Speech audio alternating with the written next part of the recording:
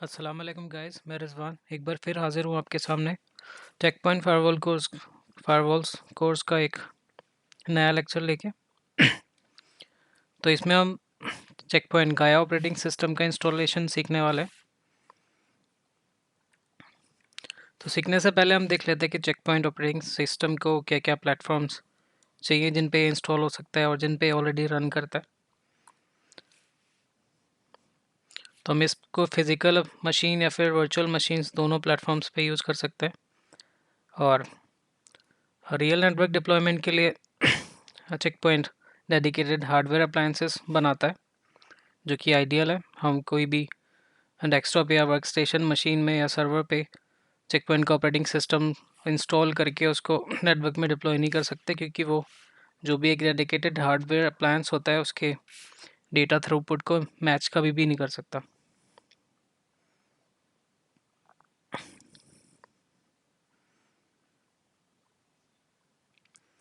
चलिए फिर देखते हैं।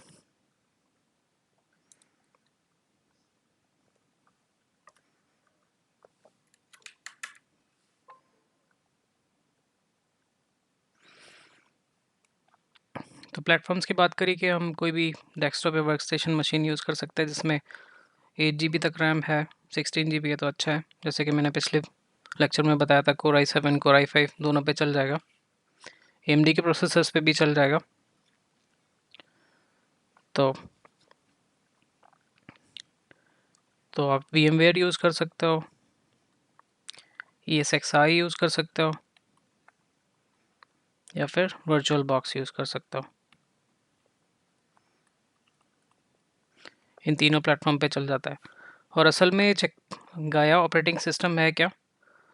तो ये रेड हैट लाइनक्स जो है उसके ऊपर चेक पॉइंट का पूरा फायरवॉल सॉफ्टवेयर पैकेज होता है, जो कि red hat Linux operating system के ऊपर माउंटेड होता है, उसी के ऊपर रन करता है।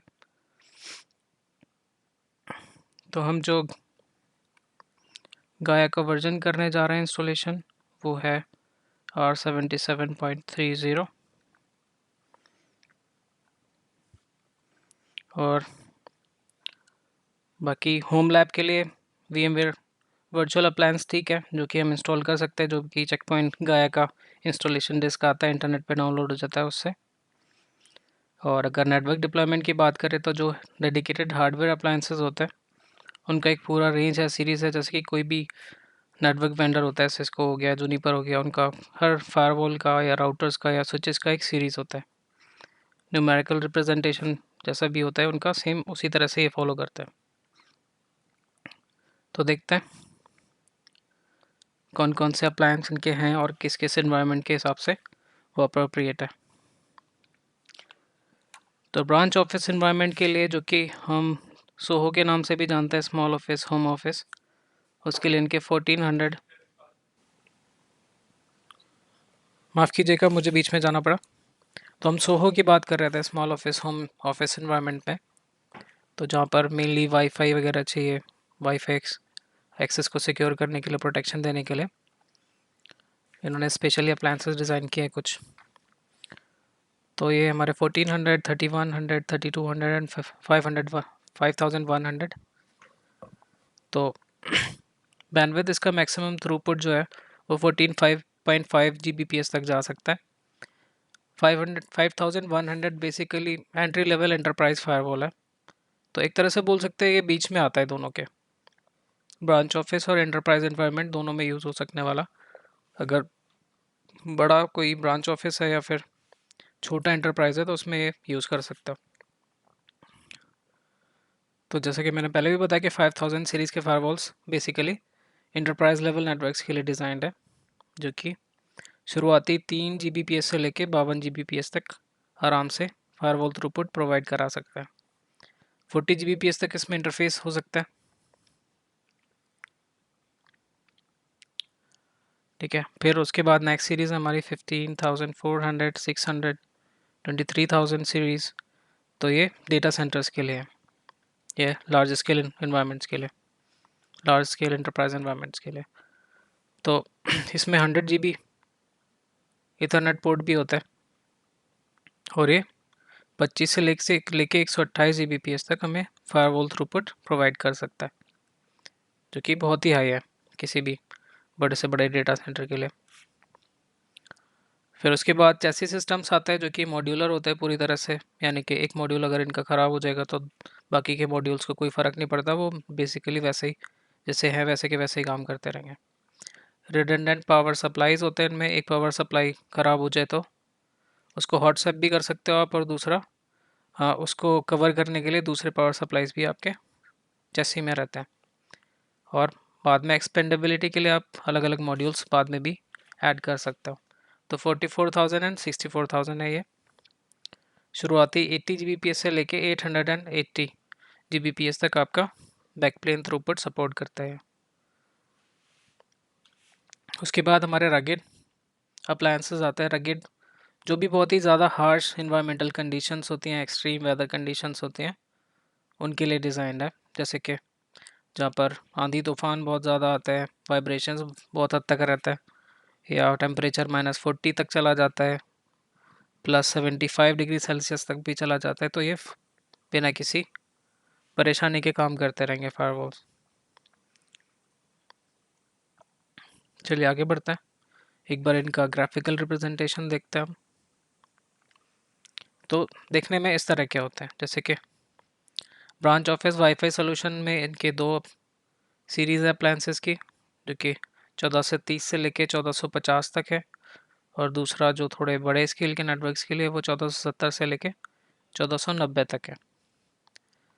फिर ये रगेड अप्लायंस के बारे में ये पिक्चर दिया हुआ है, 1200R।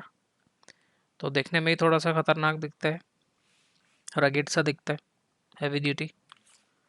तो कैसे भी कंडीशंस हैं वो चलेगा ये, और क्रैश नहीं होगा किसी भी वेदर कंडीशन की वजह से, ज़्यादा गर्मी या ज़्यादा सर्दी की वजह से।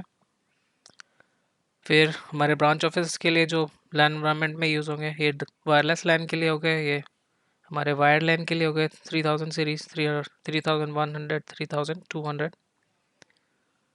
फिर ये हमारे मिड स्केल इंटरप्राइज के लिए 5000 सीरीज़ पूरी।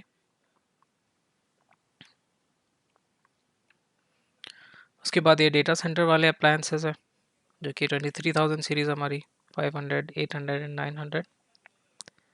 और जो कि large size in enterprise network में लगने वाले फायरवॉल से वो हैं 15,400 एंड 600। फिर ये हमारे चेसी सिस्टम्स आ जाता है, बहुत ही बड़े रहते हैं साइज़ में। ये नीचे आप देख सकते हैं सारे पावर सप्लाईज लगे हुए हैं, इसमें 6 पावर सप्लाईज है रिडंडेंट, इसमें 4 हैं, जैसे कि 4 देख सकते हैं, अलग अलग ये मॉड्यूल्स हैं इसमें भी। तो ये वाला 44,000 है, और ये 64,000। तो डिटेल्स के लिए आप देख सकते हैं इसमें कि टोटल फायरवॉल थ्रूपुट कितना दे सकता है, 377 Gbps तक दे सकता है, 44,000 एंड 64,000 दे सकता है, 880। 100 GB के इसमें 4 पोर्ट्स होते हैं, इसमें भी 4 होते हैं, 40 GB के 12, इसमें भी 12। तो लगभग सेम ही है, बस मॉड्यूल नंबर ऑफ मॉड्यूल्स ज़्यादा है 64,000 में, और दूसरा रिडंडेंट पावर सप्लाई ज़्यादा है।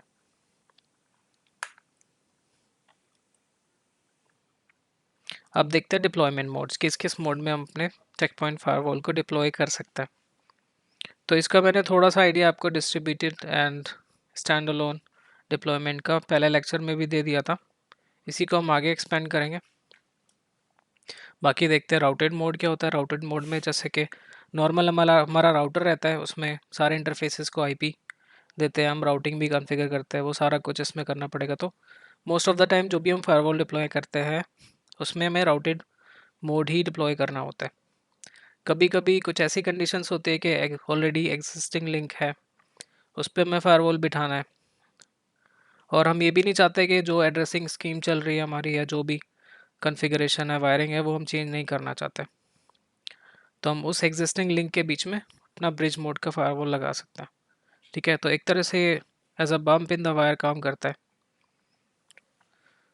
लेयर 2 फॉरवर्डिंग मैक बेस्ड होती है इसमें, जैसे कि सेम एक हाँ स्विच के पोर्ट्स काम करते हैं, दो से बीच बीच में लगे हुए। फिर ये हाई अवेलेबिलिटी सोल्यूशन है क्लस्टर एक्सेल। तो आपको पता है कि क्लस्टर एक्सेल या फिर हाई हाई अवेलेबिलिटी में क्या होता है कि मोर देन वन अप्लायंसेस लगा देते हैं फॉर द रिडंडेंसी के इन केस कोई भी मिसहैप हो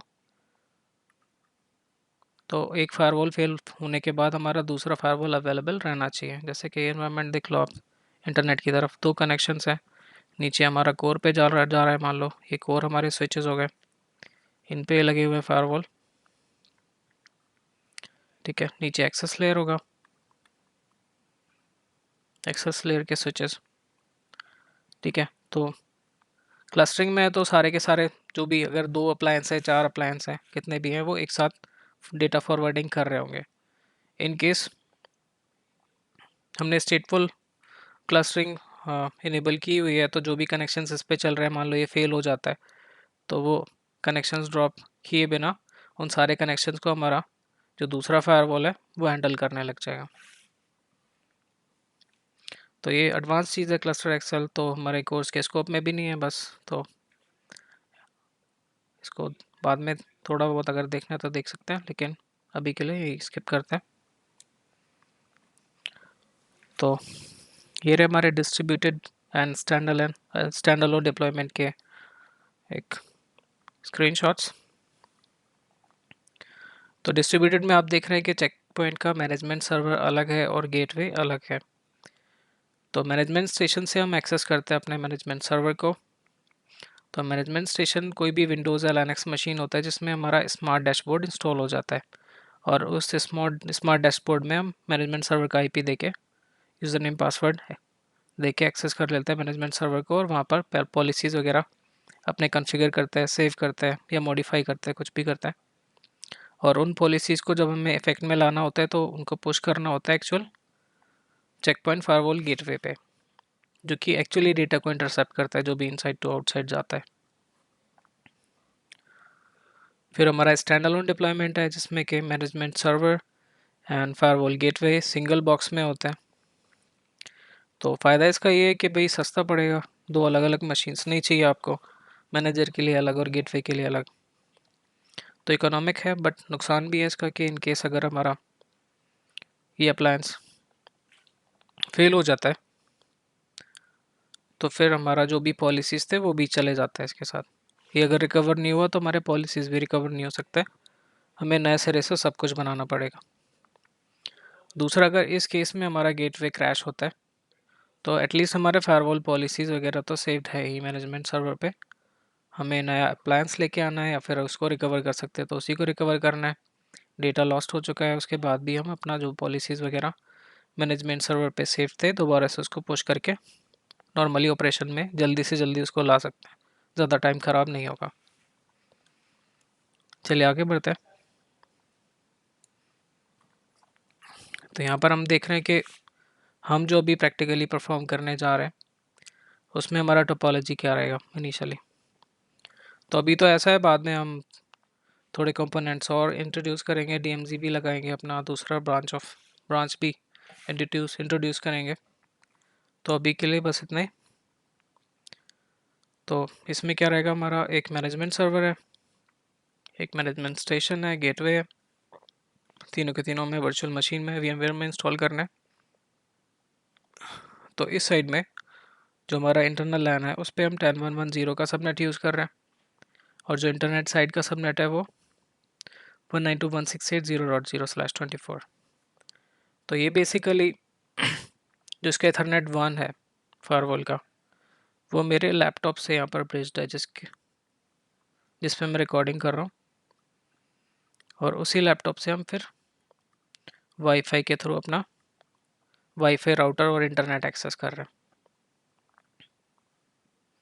ठीक है, तो इसका आईपी है 192.168.0.23,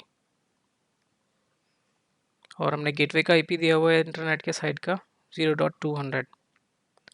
ठीक है, अब देखते हैं लैन की बात करते हैं। तो लैन में जो हमारा VMware है उसका VMnet 1 से हमने इन तीनों के इथरनेट 0 इंटरफेसेस को अटैच कर रखा है। तो 10.1.1.0 के सबनेट से 100 हमने दे दिया अपने मैनेजमेंट स्टेशन को, 150 दे दिया मैनेजमेंट सर्वर को, और 200 दे दिया हमने मैनेजमेंट, नहीं, फायरवॉल सिक्योरिटी गेटवे को। ठीक है, तो ये रहेगा हमारा बेसिक सेटअप है, टोपोलॉजी। अब इंस्टॉलेशन की तरफ चलते हैं सीधे। तो उसके लिए मुझे VMware ओपन करना पड़ेगा, तो मैं ओपन करता हूँ VMware। तो VMware के कंसोल पे हम आ चुके हैं। ठीक है, तो यहाँ से हम इंस्टॉलेशन स्टार्ट करते हैं। सबसे पहले हमें फाइल में जाना है और न्यू वर्चुअल मशीन। तो मैं वर्क स्टेशन 12 यूज़ कर रहा हूँ, आप 10 यूज़ कर सकते हैं या 14, जो भी आपके पास अगर एडवांस वर्जन BS का तो चलेगा। नेक्स्ट करते हैं, टिपिकल सेलेक्टेड ही रहने देते हैं। फिर मुझे इंस्टॉलेशन डिस्क सेलेक्ट करनी है, यहाँ पर ऊपर ही दिख रही है मेरे को installation disk, check point R77.30। Next करते हैं।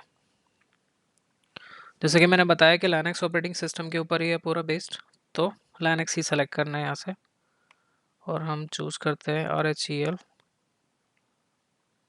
664 बिट।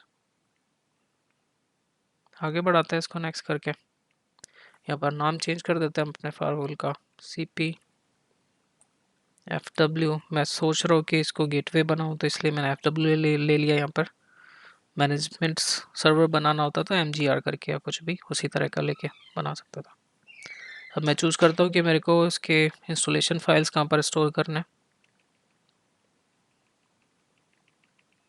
तो ई ड्राइव में मैंने एक फ़ोल्डर ऑलरेडी बना रखा है CPGW के नाम से गेटवे के लिए, और MGR के नाम से मैनेजर के लिए। तो गेटवे वाला सेलेक्ट करके ओके कर दिया। आगे बढ़ते हैं नेक्स्ट करके। तो इसको एटलीस्ट आप 50 GB ले लीजिए। ठीक है, और उसके बाद आप जो भी इंस्टॉलेशन फाइल्स है आपके हार्ड डिस्क वगैरह, वो एज अ चाहे तो सिंगल फाइल में स्टोर कर सकते हैं, मल्टीपल में कर सकते हैं। मैं हमेशा सिंगल ही रखता हूँ, क्योंकि मेरे को मैनेज करने में आसानी होती है। अगर आपको फाइल्स इधर से उधर मूव करने हैं तो आप मल्टीपल कीजिए, क्योंकि उसमें छोटे छोटे पीसेस बनते हैं उन्हीं फाइल्स के, तो मूव करने में आसानी होती है। चलिए आगे बढ़ते हैं। अभी हमारा ओवरऑल कन्फिग्रेशन दिखा रहे हैं मशीन का। तो कुछ चीज़ें हमें इनमें से चाहिए, कुछ नहीं चाहिए। तो वो सब करने के लिए हम कस्टमाइज हार्डवेयर में जाते हैं, तो जो चाहिए वो रखते हैं, बाकी सारा रिमूव करते हैं।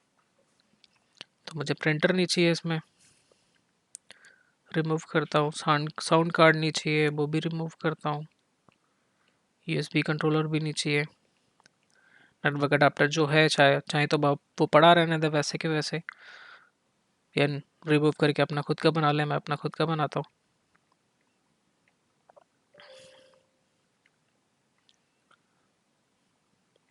तो बनाने के लिए नेटवर्क चूज़ किया, नेटवर्क अडेप्टर नेक्स्ट किया। अब इसको जैसे कि मैंने बताया कि लैन की साइड का होगा VM Ethernet 0, तो मैं VMNet 1 से कनेक्ट करूँगा इसको। एक और इंटरफेस ऐड कर लेते हैं।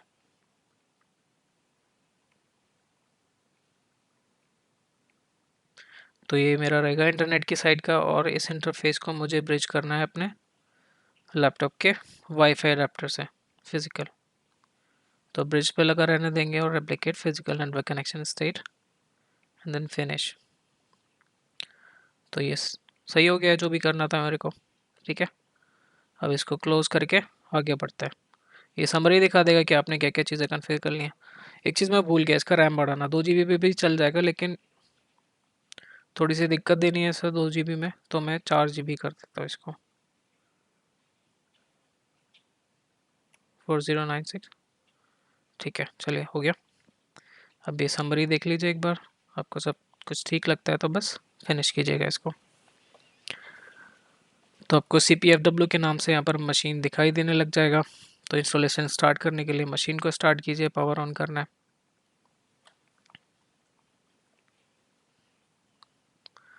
तो पहले स्क्रीन पे मुझे सेलेक्ट करना है इंस्टॉल गाया ऑन दिस सिस्टम, और एंटर कीजिए।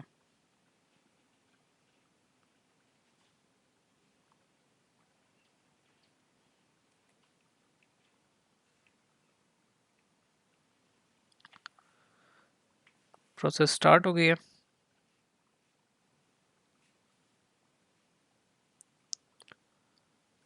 थोड़ा टाइम लेता है इंस्टॉलेशन इसका, अगर लैपटॉप्स में कर रहे हैं।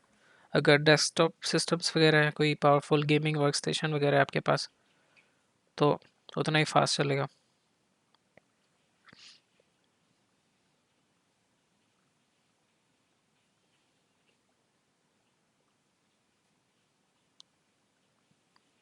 वेट करना पड़ेगा थोड़ा।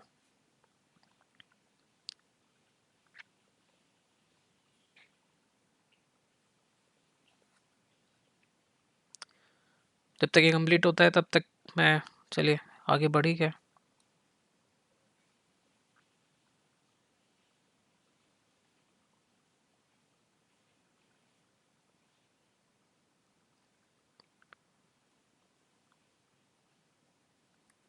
थोड़ी देर देर के लिए पॉज करना चाहता हूँ मैं।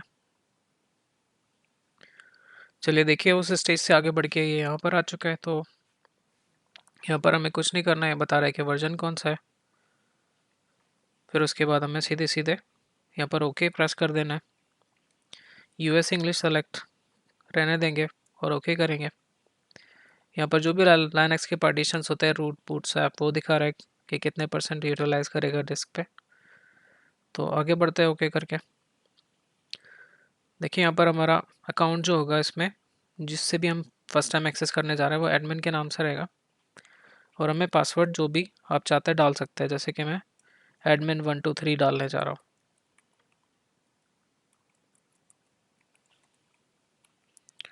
ओके करके आगे बढ़ते हैं।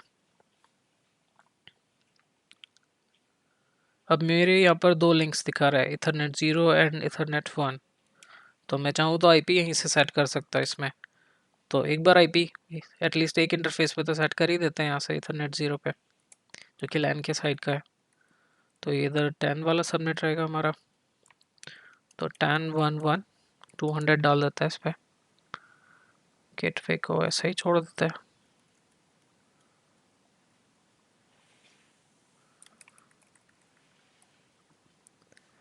ओके करके आगे बढ़ते हैं। दूसरा भी इंटरफेस अगर आपको सेट करना है तो यहीं से बैक कर सकते हैं, लेकिन मैं इसको स्किप करना चाहता हूँ क्योंकि मुझे आपको दिखाना है कि अगर हाँ CLI से इसको कॉन्फ़िगर करना है आईपी को, तो कैसे करेंगे, उसके लिए मैं छोड़ देता हूँ इसको। चलिए ओके करके आगे बढ़ते हैं।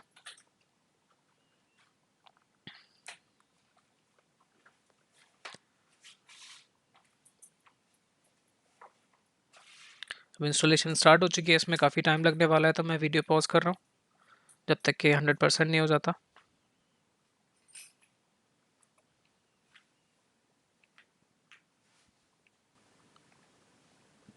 तो ये ऑलमोस्ट कंप्लीट हो चुका है।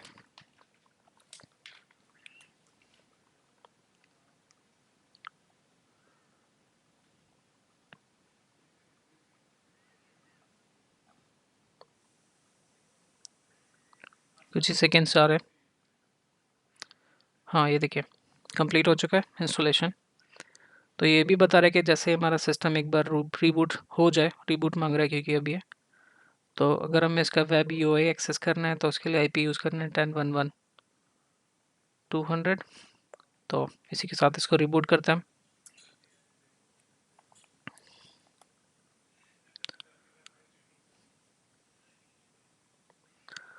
ये रिलोड होने लग गया हमारा फायरवॉल।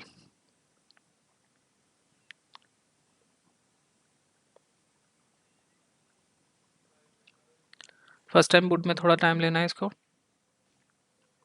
तो पॉज करता हूँ जब तक कि बूट नहीं हो जाता।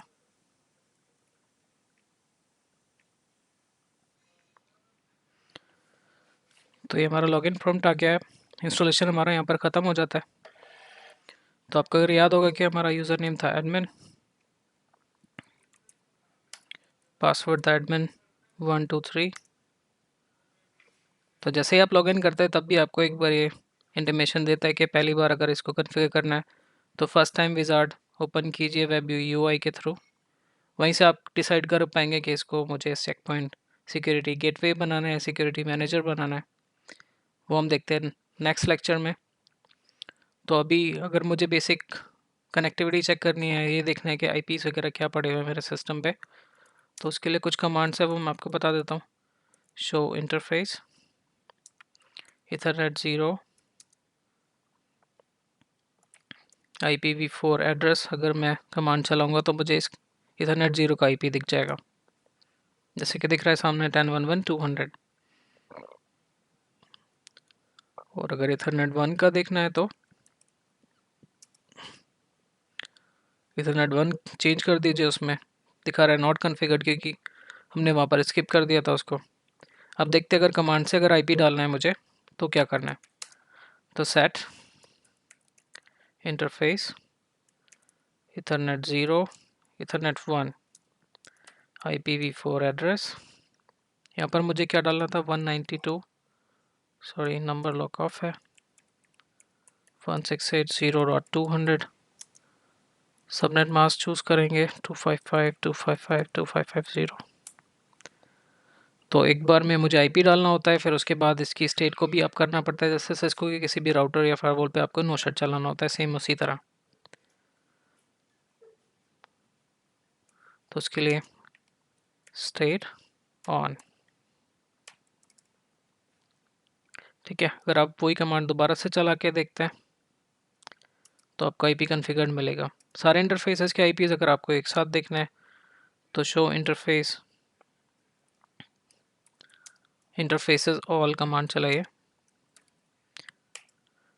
तो आपको एक एक करके सभी के आईपीज़ दिख जाएंगे। जैसे सामने मुझे दिख रहा है ईथरनेट 0 का पहले, फिर उसके बाद दूसरे इंटरफेसेस का भी, ठीक है। तो कनेक्टिविटी चेक कर लेते हैं एक बार कि एटलीस्ट मेरे मैनेजमेंट स्टेशन से कनेक्टेड है या नहीं।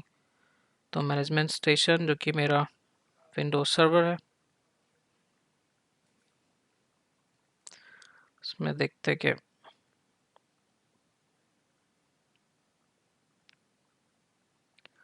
क्या आईपी पड़ा हुआ है।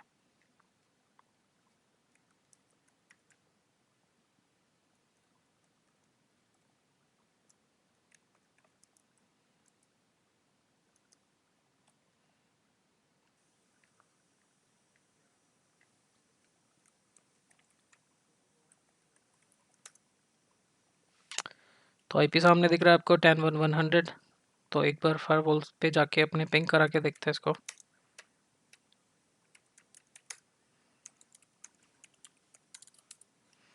देखिए रिस्पॉन्स भी आ रहा है। तो हमारा initial installation and setup complete है। तो आज का लेक्चर बस यहीं तक है। अगले लेक्चर में हम देखने वाले हैं कि वेब यूआई से कैसे एक्सेस करना है इस फायरवॉल को, कैसे इसको डेजिग्नेट करना है एज अ सिक्योरिटी गेटवे या फिर सिक्योरिटी मैनेजर, और मैनेजर एंड गेटवे को हुक कैसे करना है एक दूसरे के साथ।